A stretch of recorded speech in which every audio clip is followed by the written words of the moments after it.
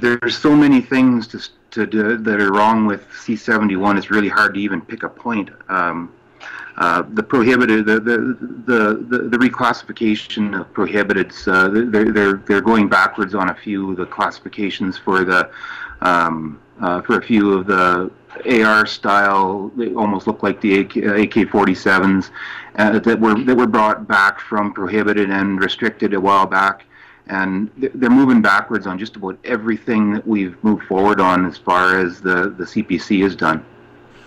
No, go ahead. Go ahead. No, I was just going to say, yeah, one of the big problems, that, at least that I have with this legislation, although there are just so many, is the reclassification arbitrarily of the CZ-858 and the Swiss Arms rifles. I mean, if this legislation was built to deal with gang violence, I'm pretty sure those are not the firearm of choice for gangbangers in Toronto.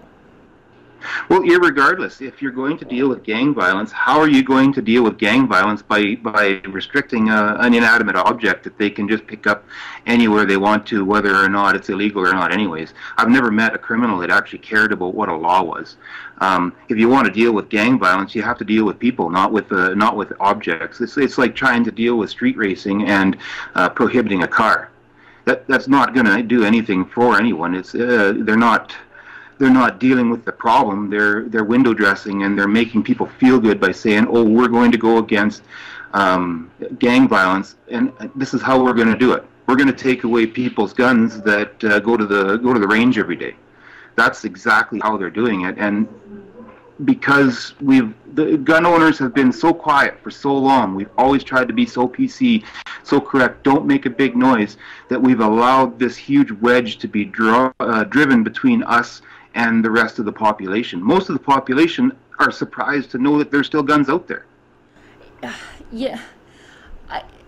It's funny because the Liberals like to say that there isn't a gun culture in Canada, but I disagree with that. We have a large gun culture in Canada. Now, there might not be a gun culture in the places where the Liberals live and get voted into power, but in the rest of the country, flyover country, Saskatchewan, Alberta, the interior of BC, Northern Ontario, all of Manitoba, Northern Quebec, there's a substantial gun culture, and when the Liberals enact this sort of legislation, it really speaks to just how out of touch they are. Another thing, though, just going back to C-71, I was just thinking about that.